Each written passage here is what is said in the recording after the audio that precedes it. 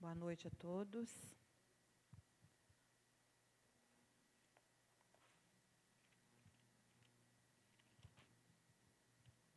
Eu quero compartilhar com vocês uma palavra cujo tema é ladrões da unção. Eu queria abrir em Levítico 6, do 12 ao 13.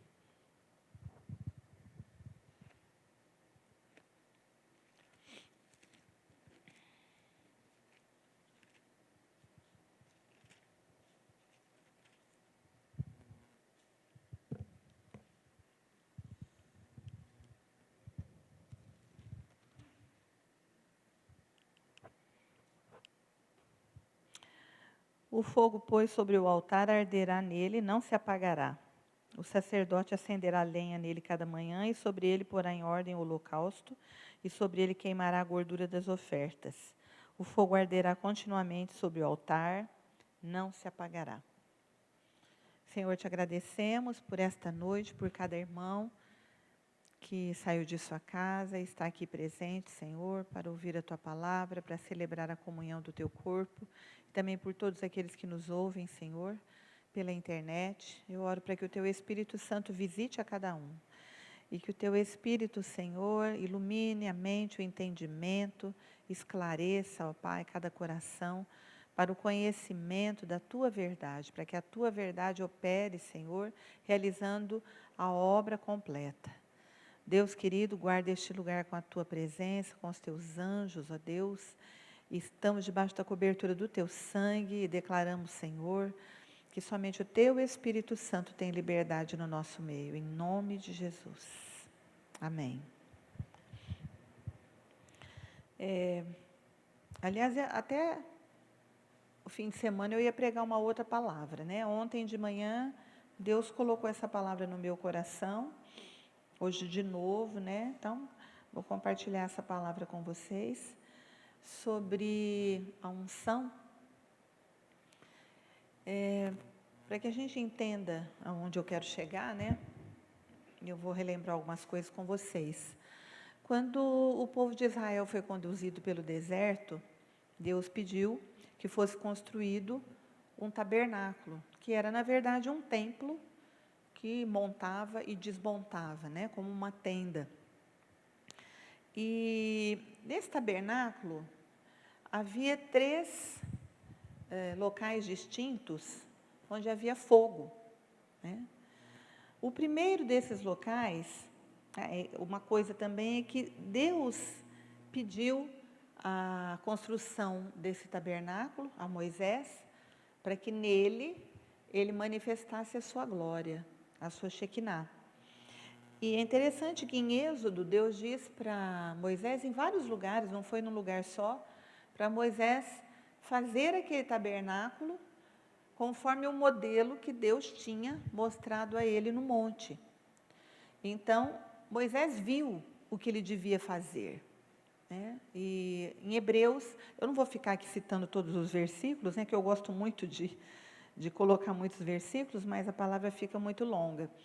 Em Hebreus diz que Jesus entrou em um tabernáculo não feito por mãos, né? Não uma figura do verdadeiro, mas ele entrou no céu.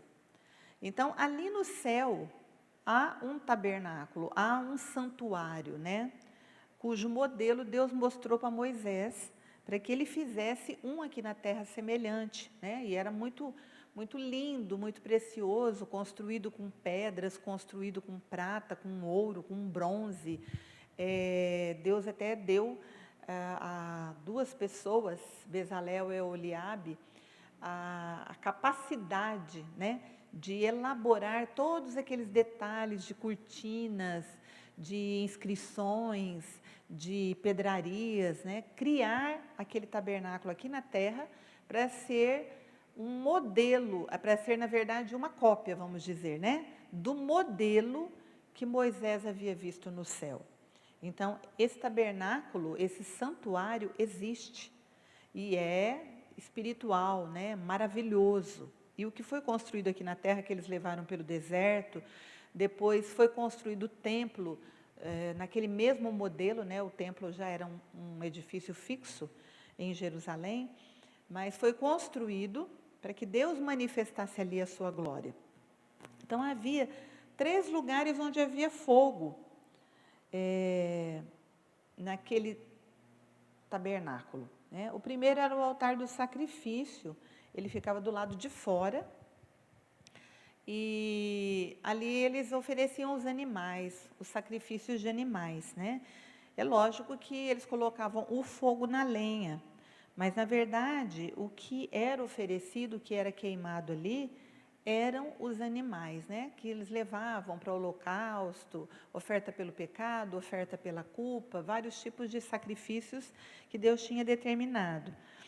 E esse altar de bronze apontava para o sacrifício de Jesus na cruz, né? Por isso que João disse, eis o Cordeiro de Deus que tira o pecado do mundo. Ele apontava para a cruz, apontava para o Senhor Jesus, o Filho de Deus, que se ofereceu como um sacrifício perfeito na cruz do Calvário, como se ali fosse o altar de bronze, e um sacrifício que não precisou ser repetido. E esse altar de bronze, lógico, tem um significado espiritual. Tudo ali no Antigo Testamento apontava para uma realidade espiritual. Por isso que depois, no livro de Hebreus, o autor diz que havia um santuário no céu e que ele foi o modelo daquele que foi elaborado aqui na terra. Foi onde Jesus entrou. E ele tem a ver, esse altar de bronze, com o nosso morrer diário. O nosso sacrifício vivo oferecido a Deus, como está em Romanos 12:1. Vocês não precisam abrir, eu vou abrir alguns versículos que eu considero necessários, mas não precisa ficar abrindo, que eu vou abrir rapidinho, tá? Diz assim: rogo-vos, pois, irmãos, pelas compaixões de Deus, que apresenteis os vossos corpos em sacrifício vivo, santo e agradável a Deus, que é o vosso culto racional. Então, aqui Paulo diz que nós devemos oferecer a Deus esse sacrifício, que é, na verdade, um sacrifício vivo.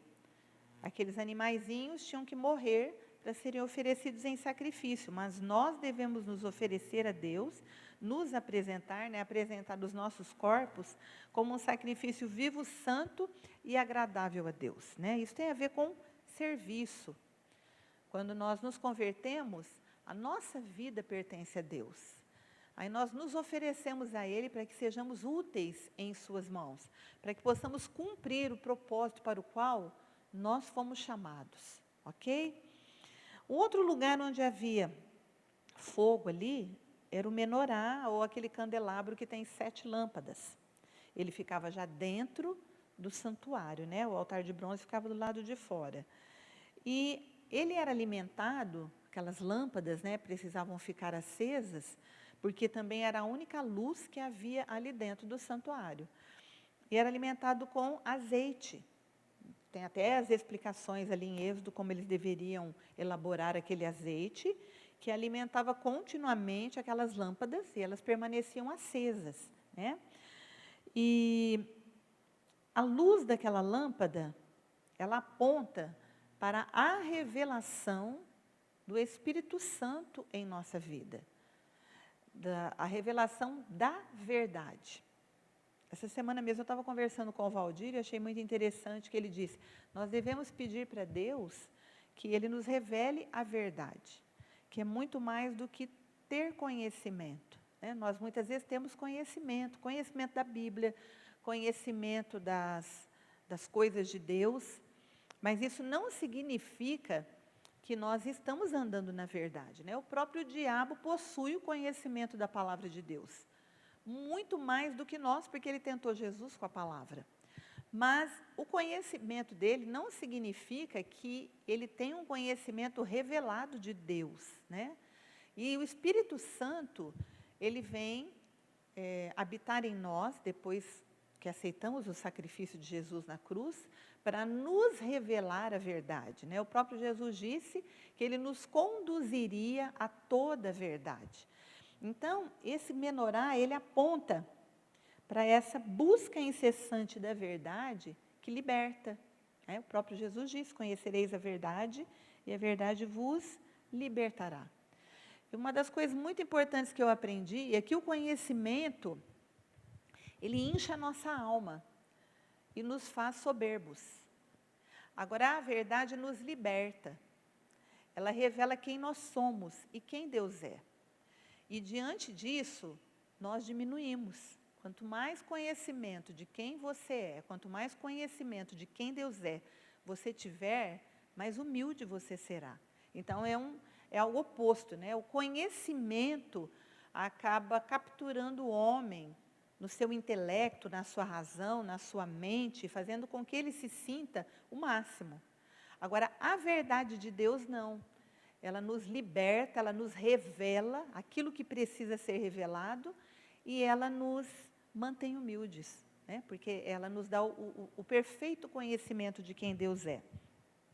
Em Salmo 119, 105, diz: lâmpada para os meus pés é a tua palavra e luz para o meu caminho. Então, aquele menorá ali, ele significava esse conhecimento revelado que vem através do Espírito Santo. E havia também um outro utensílio aí, dentro do santuário, que era o altar do incenso. Esse ficava bem de frente do Santo dos Santos. Eu não sei se vocês sabem, mas o Santo dos Santos era um compartimento pequeno, fechado por uma cortina, e somente o sumo sacerdote entrava nele, uma vez ao ano, com sangue de animais, todo aparamentado, todo vestido de uma forma determinada, e ele levava o sangue de animais ali para dentro, para poder oferecer por ele mesmo e pelo povo, né, pelo pecado do povo, e ele aspergia esse sangue no propiciatório da Arca da Aliança, né? A arca é um símbolo do trono de Deus. Então, o trono de juízo, ali se tornava o trono da graça. Era ali que Deus se manifestava com o seu Shekinah, dentro desse Santo dos Santos, que era onde Moisés entrava e somente o sumo sacerdote. E ficava ali diante da glória de Deus, né? Deus manifestava a sua glória naquele lugar, que não tinha outra luz. Não havia janelas ali, somente a luz da glória de Deus, do Shekinah de Deus, é que penetrava ali. Tá? E ele era, esse altar do incenso, né, esse fogo do altar do incenso, alimentado com incenso. Aquele incenso era queimado diante desse Santo dos Santos, né, diante daquela cortina, diante daquela arca, que era o local que eu disse que se transformava de trono em juízo em trono da graça, quando era aspergido com sangue, né? E aponta esse utensílio para a nossa vida de oração, para a nossa vida de intercessão e de comunhão com Deus. A nossa vida de intimidade com Deus deve acontecer no Santo dos Santos, no lugar da presença dele, que foi aberto quando Jesus morreu na cruz, né? O véu se rasgou de alto a baixo, aquele véu que fechava a entrada do Santo dos Santos, querendo dizer para nós, que somos da nova aliança, né? Daqueles que creem no sacrifício expiatório de Cristo, que o caminho para a presença de Deus foi aberto pelo sangue de Jesus. E nós podemos entrar, podemos adorar, podemos falar com Deus, podemos interceder, podemos ter comunhão com Ele. Então, nós vemos que nesses 3 utensílios, em que havia fogo ali no tabernáculo, eles simbolizam o Filho, o Espírito Santo e o próprio Deus, né? Quando nós estamos em oração, em comunhão, em intercessão, é com a própria presença de Deus, com o Santo dos Santos, com o trono da graça, né? Quando nós somos iluminados pela revelação da verdade, é por obra do Espírito Santo. E o altar do sacrifício é o símbolo da cruz, o símbolo do Senhor Jesus. E ali no Salmo 141, 2, que fala sobre a oração, depois também tem um texto de Apocalipse, mas eu só vou ler esse de Salmo.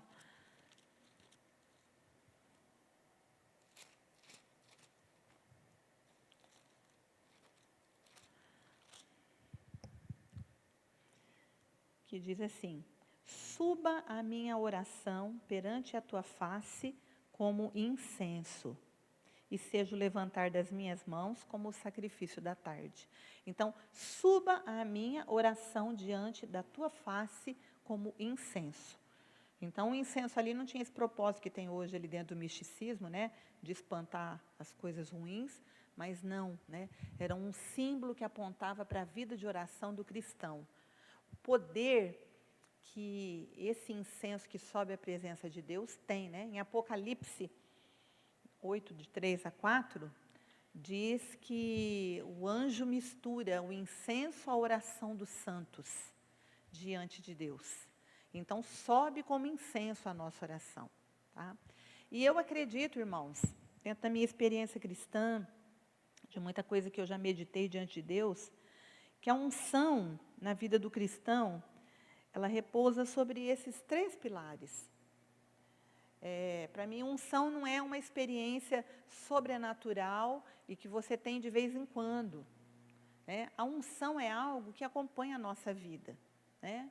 Ela representa a autoridade espiritual que Jesus delegou à sua igreja. Ela representa um mover sobrenatural nessa terra de uma pessoa que é natural, de uma pessoa que é um ser humano, falho, mas que foi revestida pelo poder de Deus para poder continuar esse ministério que Jesus deu início. Então, a unção, ela repousa sobre esses utensílios do fogo, que é o altar do sacrifício, que é o candelabro das 7 lâmpadas, né, e o altar do incenso. Ela repousa sobre a obra expiatória de Jesus. Então, é o primeiro passo. Ninguém vai receber unção genuína sem antes passar pela cruz do Calvário, sem antes receber a obra que Jesus fez em favor dela. E depois, nós somos, por causa disso, nos tornamos habitação do Espírito Santo. E por isso nós recebemos essa revelação da verdade. Sem o Espírito Santo, ninguém pode ter conhecimento da verdade. Ele é o Espírito que vem de Deus. E nos revela quem é Deus, nos revela a natureza de Deus, nos revela como Deus pensa, quem Deus é, como Deus age, o que Deus deseja. Então, precisamos passar pela experiência do altar do sacrifício, da cruz, para podermos receber essa habitação do Espírito e termos a revelação da verdade. Eu tenho ficado assim muito espantada, muito chocada, como as pessoas têm dificuldade de andar na verdade.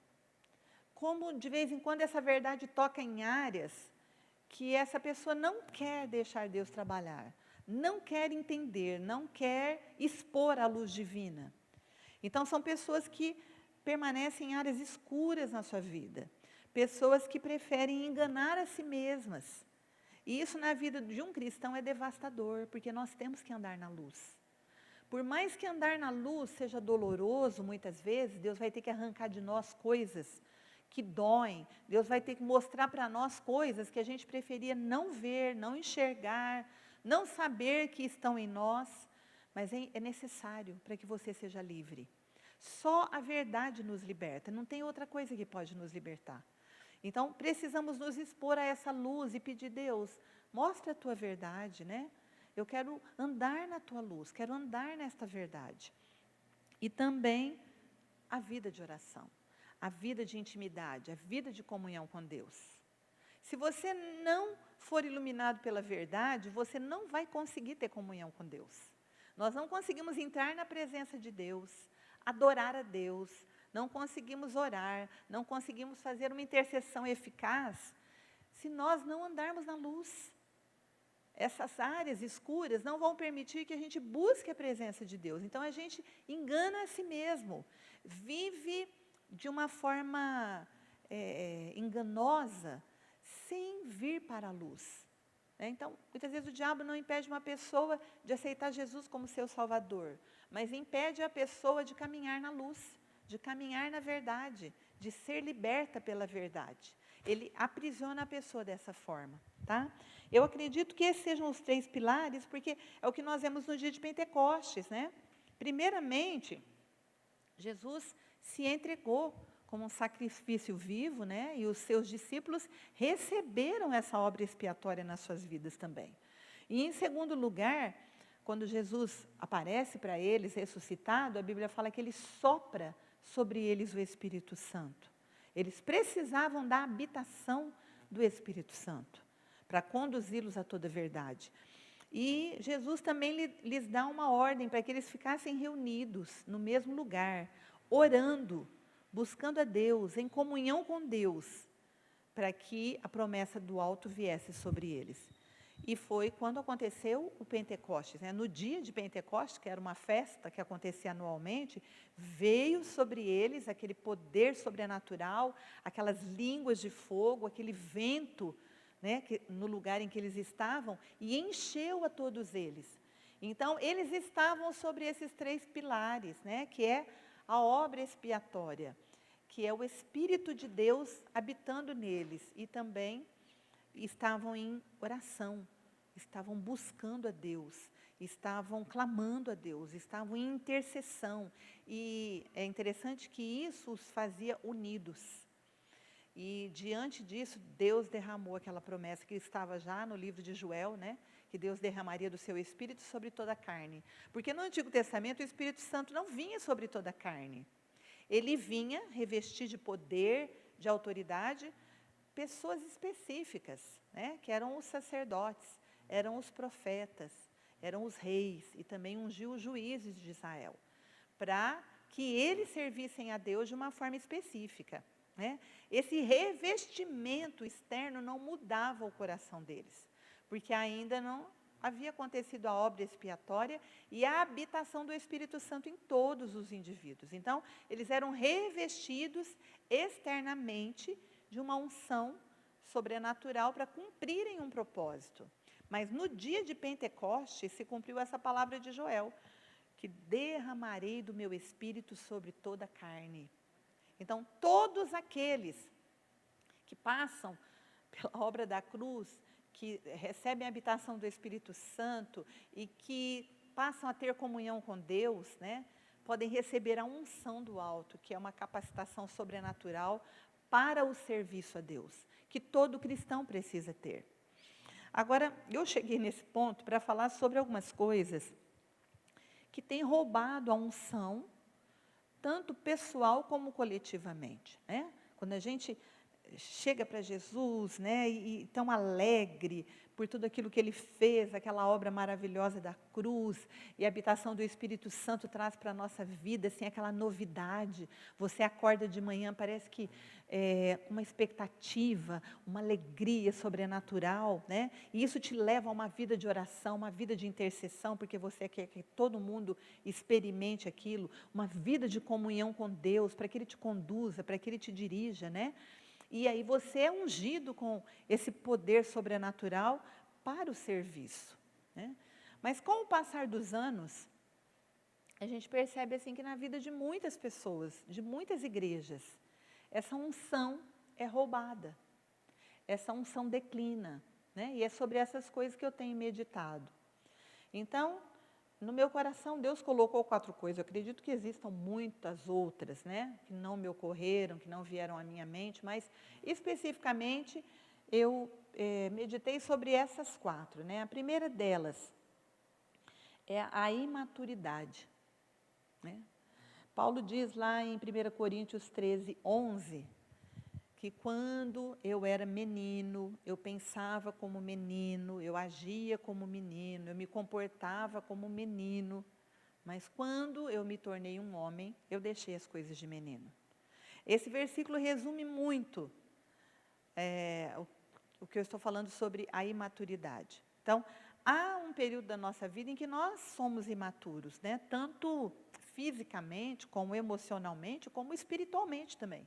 Quando nós nascemos de novo, a gente ainda é uma criança, é um bebê, né? Tanto que Pedro diz para a gente se alimentar com o leite, que vai nos fazer crescer para a salvação, que é o conhecimento das verdades espirituais, né? E isso é o andamento normal de qualquer pessoa, né? Hoje você vê um bebê que é totalmente dependente de cuidados, de ajuda, de proteção, né? E aquele bebê vai crescendo, vai se tornando independente, de repente ele se torna uma criança, se torna um adolescente, se torna um jovem, uma pessoa adulta. É o desenvolvimento normal tanto no âmbito natural como no âmbito espiritual. Deveria ser, né? Mas nós vemos que Paulo, na primeira carta aos Coríntios, 1 Coríntios 3,13, ele repreende os coríntios, né? A respeito da imaturidade deles, que muitas vezes é uma repreensão que serve para nós, individualmente, serve para nós, como igreja também. Ele diz assim, vou começar no versículo 1, 3:1. E eu, irmãos, não vos pude falar como a espirituais, mas como a carnais, como a meninos em Cristo. Quer dizer, uma criança espiritualmente falando. Com leite eu vos criei, e não com alimento sólido, porque ainda não podíeis, nem tampouco agora podeis. Aí é o versículo que eu queria. Porque ainda sois carnais, pois havendo entre vós inveja, contendas e dissensões, não sois porventura carnais, e não andais segundo os homens. Então, Paulo aqui está repreendendo a igreja de Corinto, porque era uma igreja que os crentes dessa igreja eram carnais. O crente carnal é aquele que nasceu de novo, só que ele ainda anda nas obras da carne, nas coisas que mostram a sua imaturidade, né? Ele cita 3 coisas, mas existem muitas outras obras da carne, né? Ele fala sobre inveja, contendas e dissensões. Quer dizer, eles brigavam, eles disputavam, eles competiam, que nem criança, né? Eu tive 5 filhos muito perto um do outro, então eles disputam a atenção da gente, disputam os brinquedos, disputam privilégios. Por quê? Porque eles são crianças. Eles ainda estão em fase de aprendizado. Mas quando a gente cresce, como Paulo diz, a gente deixa as coisas de menino. A gente não pensa mais como menino, não age mais como menino, não se comporta mais como menino. Mas aqui Paulo estava dizendo para a igreja de Corinto que eles ainda agiam como meninos em Cristo. Que eles ainda tinham entre eles invejas, dissensões, né? Contendas, com certeza competições, né?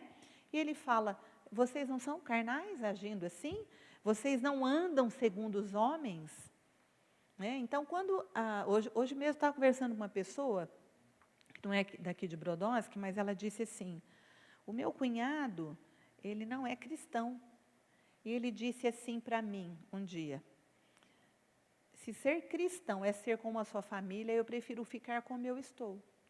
Aí ela disse assim, mas por que você está falando isso? Ele falou, porque vocês vivem numa vida de confusão, né? Vocês agem de uma forma confusa, né? Quer dizer, com certeza eles agem da mesma forma que Paulo está aqui repreendendo a igreja de Corinto, né? Vocês agem como crianças, né? Disputando as coisas ou brigando entre si. E eu disse para ela, o problema é que nós somos, para as pessoas do mundo, a Bíblia que eles leem. Eles não leem a Bíblia. Então, eles estão olhando para nós. E quando eles olham para nós e veem em nós um comportamento semelhante ou até pior do que o deles, eles não têm vontade nenhuma de serem cristãos. Que diferença vai fazer para eles? Se eles já vivem daquele jeito, ou às vezes vivem até de uma forma melhor. Então, a imaturidade é um problema muito sério. Em Hebreus, não sei se foi Paulo que escreveu em Hebreus, ninguém sabe, mas é muito parecido com esse texto, então ele vai mais fundo ainda. Em Hebreus 5, não precisa abrir não, gente. Hebreus 5,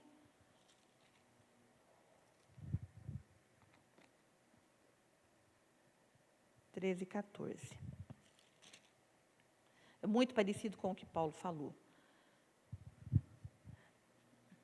Ele começa no 12 dizendo, porque, devendo já ser mestres pelo tempo, quer dizer, o tempo que vocês são convertidos, vocês já deviam estar ensinando os outros, ser mestres da verdade, né?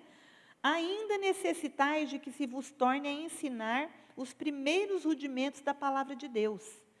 E vos haveis feito tais que necessitais de leite. Então, vocês ainda são infantis, imaturos, né? E não de alimento sólido. Porque qualquer que ainda se alimenta de leite, não está experimentado na palavra da justiça, ainda é menino.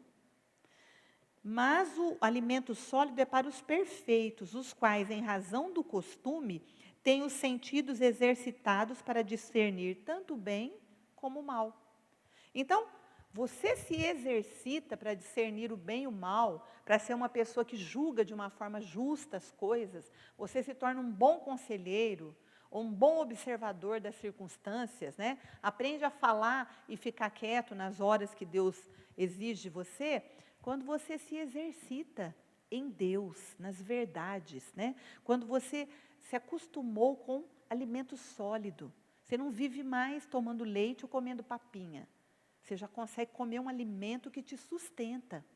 Então, o Espírito Santo, que eu disse para vocês, que nos revela, nos conduz toda a verdade, ele só vai revelar para nós aquilo que nós temos estrutura para suportar. A pessoa que permanece na infância espiritual, as pessoas imaturas, elas não têm condições de aprender além daquilo que elas já aprenderam.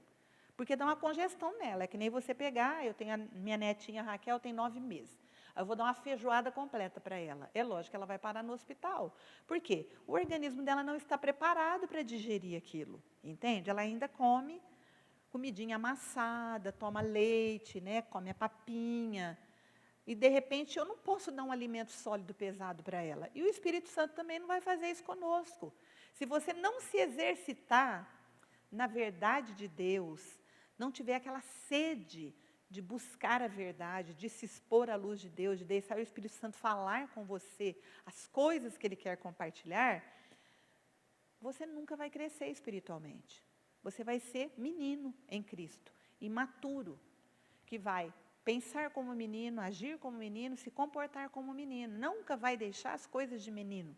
E, infelizmente, não são somente pessoas, indivíduos que são assim. Há igrejas inteiras que são desse jeito, que vivem nesse nível espiritual da papinha. Se você falar uma coisa mais profunda, dá congestão em todo mundo, né? Entenderam? A imaturidade é uma coisa que pode roubar a tua unção. Se você se recusa a crescer, se você se recusa a desenvolver essa intimidade com o Espírito Santo para aprender a verdade, para se expor à verdade, para que Ele te revele os segredos espirituais que estão ocultos aos olhos dos homens, né? Se você se recusa, você, com certeza, não vai crescer na unção de Deus.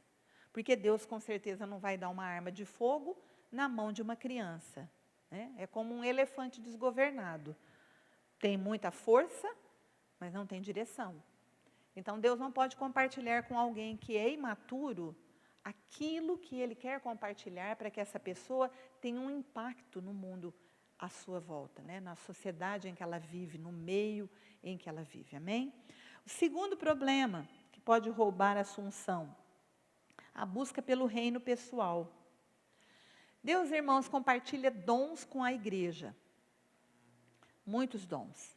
Ele ativa esses dons na vida da gente. Mas para quê? Para um propósito comum. Deus tem um reino. O reino é dele. Nós temos sempre que ter consciência, como servos de Deus, que o reino é dele. Nenhum de nós é um reizinho em particular. Todos nós estamos a serviço dele, que é um rei. Como Paulo mesmo diz, nós somos ministros, né? Representamos um governo, e esse governo tem um rei, e é a ele que nós representamos. Então, existem, infelizmente, dentro da igreja, muitas pessoas que vivem para a construção de um reino pessoal. Elas não têm discípulos, elas têm súditos. Pessoas que estão ali para servi-las, para fazê-las felizes. Então, elas se desviaram do propósito original. Como eu disse, Deus ativa os dons em nossa vida para que a gente se complete, para que a gente seja um corpo que tenha a autoridade de Cristo na terra, para que a gente possa impactar este mundo com a manifestação desses dons, desses atributos espirituais que Deus delegou a cada um de nós. Todos nós temos dons. Todos nós temos condições de servir a Deus através dos nossos dons. Mas muitos de nós estamos em busca não de edificar o reino de Deus, mas de edificar o nosso reino pessoal. Então, Deus não está preocupado com os nossos reinos particulares, muito pelo contrário. A pessoa que está edificando seus reinos pessoais, ela vai perder a sua unção. Deus não deu unção para ninguém para edificar seus próprios reinos. De repente, é a pessoa, os seus súditos, e a unção já foi embora faz tempo, né? Porque a Bíblia fala, não, entristeçais o Espírito Santo de Deus. E ele se entristece com isso, né? Há um texto de Isaías 42:8, em que Deus fala muito claro isso.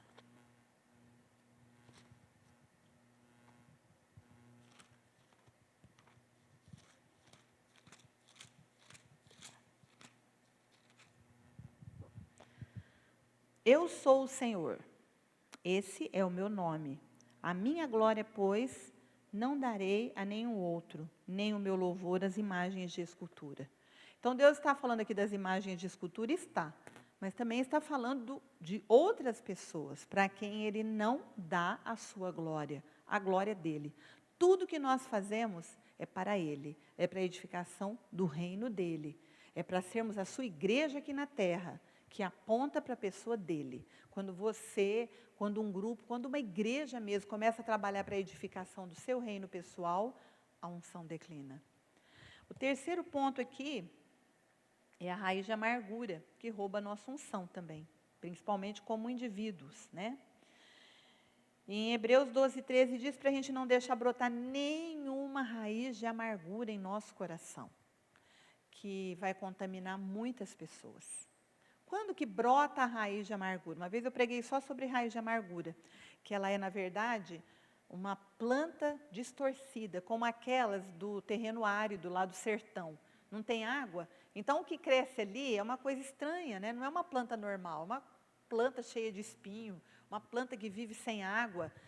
Por quê? Porque ali não há água, né? A Bíblia, antes de falar esse versículo, diz, não vos priveis da graça de Deus, que é o que irriga o terreno do nosso coração.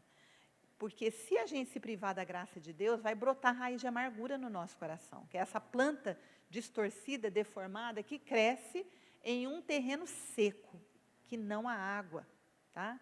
E a raiz de amargura, ela brota por um motivo particularmente. Quando você se sente injustiçado. Quando você sente que não te deram o valor devido. Quando você sente que não te deram o espaço que você acha que merecia. Quando as pessoas são ingratas com você. Quando você fez algo e não recebeu um retorno. A raiz de amargura geralmente brota nessa circunstância.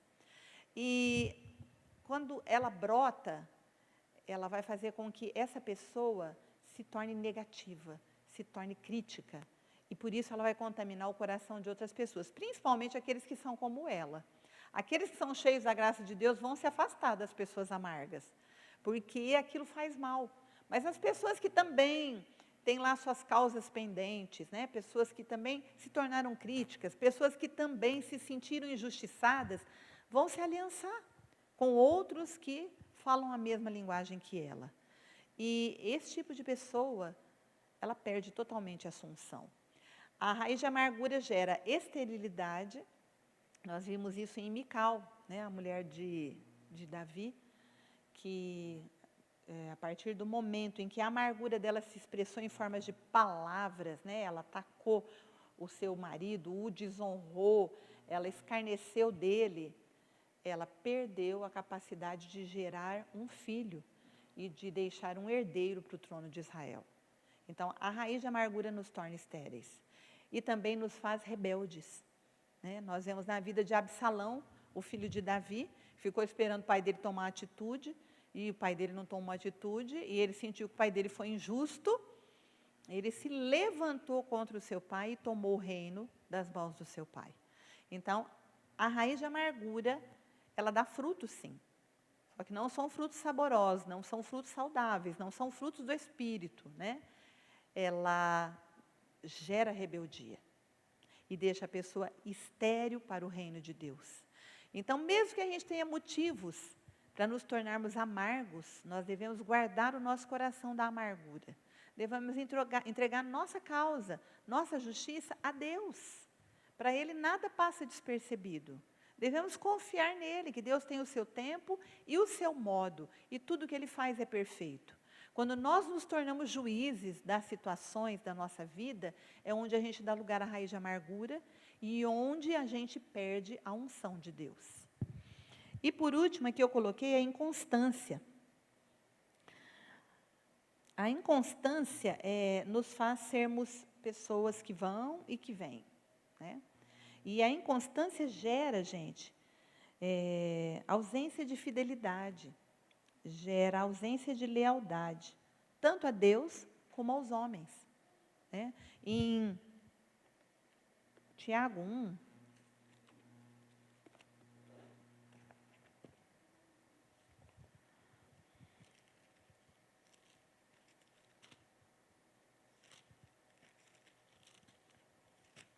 Tiago 1, do 7 ao 8, diz assim: Não pense tal homem que receberá do Senhor alguma coisa. O homem de coração dobre, ou duplo, né, é inconstante em todos os seus caminhos. Então, esse homem não vai receber de Deus nada. E se receber unção algum dia, ele vai perder essa unção. Porque ele cocheia entre dois pensamentos. Como aqui eu peguei um texto de 1 Reis 18, 21, em que o profeta Elias, naquela situação de seca, né, que não chovia, já fazia 3 anos e meio, e ele surge lá no cenário e diz assim para o povo: até quando cocheareis entre dois pensamentos? Se Baal é Deus, servia a Baal, mas se o Senhor é Deus, servia ao Senhor. O que ele quis dizer? Vocês não podem ficar servindo a Deus e a Baal ao mesmo tempo. Então, vocês também têm que entender, né, nós temos que entender como cristãos, que a constância é uma virtude na vida de um cristão verdadeiro. É ele permanecer fiel, é ele permanecer leal a princípios, a Deus, a um foco, a um propósito, né? A pessoas, a projetos. Nós temos que ser leais. Um dos personagens que eu mais admiro na Bíblia, irmãos, é Daniel, o profeta Daniel. Porque você lê Daniel do começo ao fim, você percebe isso na vida daquele homem. Ele era uma pessoa constante. Nenhuma circunstância, nenhum problema, nenhuma aparente injustiça mudava o foco, mudava o propósito, mudava a direção de Daniel. Ele orava ao seu Senhor 3 vezes ao dia, ao Deus do céu, e voltado para Jerusalém. Mesmo quando o rei fez o decreto de que não podia mais orar para nenhum outro Deus, a não ser para a estátua dele, a Bíblia fala que ele entrava no seu quarto e orava a Deus da mesma forma. Ele nunca foi um homem que foi para lá e foi para cá, que cocheou entre dois pensamentos. Será que compensa servir a Deus? Será que não compensa? Não, ele foi um homem fiel. E a Bíblia diz que ele era um homem de espírito excelente. Quando o anjo fala com Daniel, ele fala: Daniel, homem muito amado. Quem não gostaria de ouvir isso? O dia que eu li o livro de Daniel, eu fiquei apaixonada por esse personagem. Porque ele tinha constância, ele tinha coerência, ele era fiel. E ele se manteve assim, ele viveu 80 anos, né? A maior parte deles na Babilônia. Sempre como um homem constante e fiel. E por isso ele foi respeitado por reis pagãos. Foi respeitado pelo seu povo. E é isso que a igreja precisa. A autoridade que havia em Daniel era a autoridade baseada nesse princípio de constância e de fidelidade. Ele tinha uma autoridade que Deus deu para ele, ele tinha um dom que Deus deu para ele de interpretar, né, de receber revelação, e ele era fiel a Deus, né? Um homem que começou e acabou a sua jornada ungido por Deus, usado por Deus, útil nas mãos de Deus, e sendo um testemunho poderoso na vida de governantes ímpios, que vieram a conhecer o Deus de Daniel através da vida dele. Como eu disse, nós somos a Bíblia que as pessoas do mundo leem. Que tipo de Bíblia as pessoas estão lendo na sua vida? Ou você só é crente dentro da igreja, aparentemente, né? Tem problemas de imaturidade, não cresce, não se torna uma pessoa madura espiritualmente. Tem problemas de querer construir o seu reino pessoal e esquece que o reino é de Deus, né? Tem problemas de raiz de amargura, é porque eu sofri injustiça, porque eu fiz tanto, porque eu investi tanto e não tive o retorno, seja na vida de discípulos, seja dentro da casa de Deus, seja na vida dos seus líderes, né? Tem gente que está aí sofrendo, morrendo, amargando por conta do fato de que não recebeu a devida consideração, o devido reconhecimento, né? Ou você é uma pessoa inconstante, né? Hoje está de um jeito, amanhã está do outro, hoje acredita de uma forma, amanhã acredita de outra, né? Isso é uma coisa muito séria, né? Em Provérbios 25:19 diz que como dente quebrado, né? Deixa eu ler aqui, eu sempre troco as coisas. Provérbios 25:19. É o último versículo que eu vou ler, gente.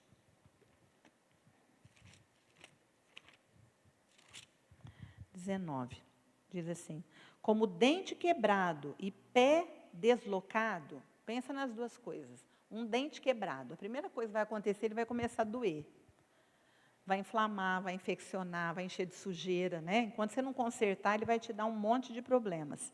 E o pé deslocado, você torceu o pé, saiu do lugar, né? O quanto que dói. Então, como dente quebrado e pé deslocado, é a confiança no desleal no tempo da angústia. Quando a pessoa é inconstante, ela é infiel e desleal. Você coloca a sua confiança nela, para sofrer como você sofre, com dente quebrado e com pé deslocado. Agora, se nós somos aquelas pessoas que, de fato, no tempo da angústia, somos um suporte, somos uma pessoa firme, somos uma pessoa estável, o mundo está caindo, né? Está vindo vendaval para todo lado, tempestade, né? Está arrancando até os alicerces, né? Arrancando as árvores.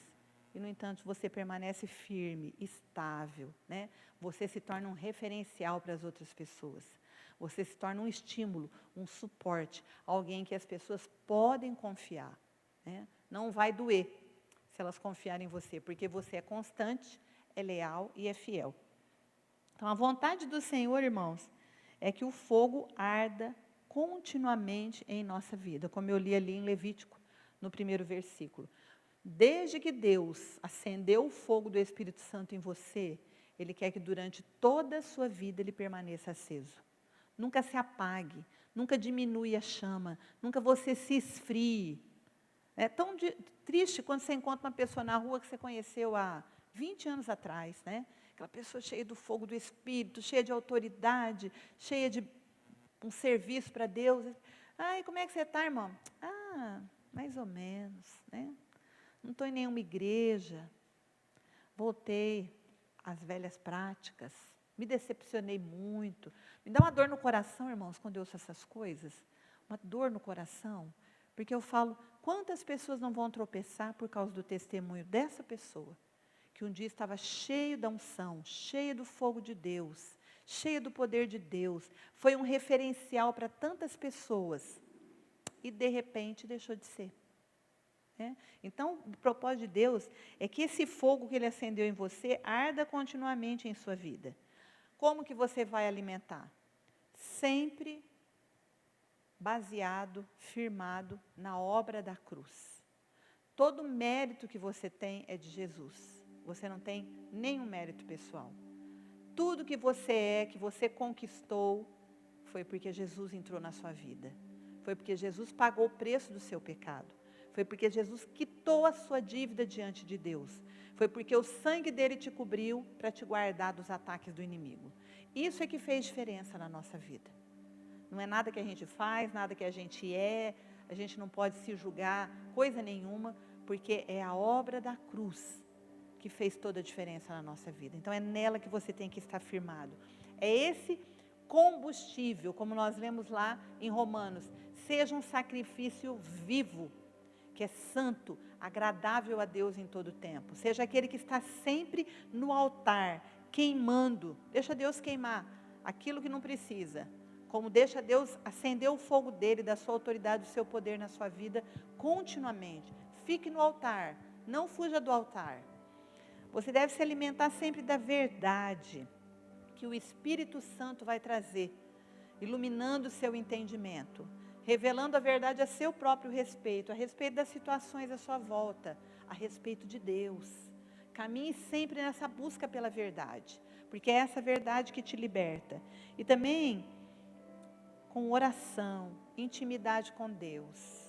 Tem gente que abre mão de tudo, né? Acontece uma coisinha, não tem mais intimidade com Deus, não ora mais, não tem mais fogo na sua vida, apagou tudo, se enche de amargura, ou se enche de soberba, ou fica inconstante, cocheando entre dois pensamentos, ou permanece imatura, não quer crescer, né? Irmãos, sempre alimente a sua vida com esses combustíveis. Como eu disse, esse é o tripé da unção na sua vida. Se você permanecer nisso, né, pode ser que você não seja uma pessoa que vai incendiar o mundo, mas com certeza o fogo nunca vai se apagar na sua vida, tá? Em 1 Tessalonicenses 5,19 diz: não extingais o Espírito. Então o Espírito Santo foi colocado em você. Ele é fogo que arde continuamente. Nunca deixe que esse fogo se apague. Extinguir é aquilo que você faz com a vela, né? O fogo está ardendo, você faz e a vela apaga. Nunca permita que esse fogo que foi acendido na sua vida se apague. Mantenha ele vivo, aceso. Dê combustível ao fogo, tá? Combustível é a obra expiatória da cruz. É a verdade que só o Espírito Santo pode revelar para nós. E a vida de intimidade e comunhão com Deus. Mesmo que for para você ir na presença de Deus, como já aconteceu muitas vezes comigo, para você chorar, ou para você ficar ali sem falar nada. Às vezes eu falo: Deus, eu não tenho nada para te dizer hoje, porque o que eu vou dizer não vai prestar.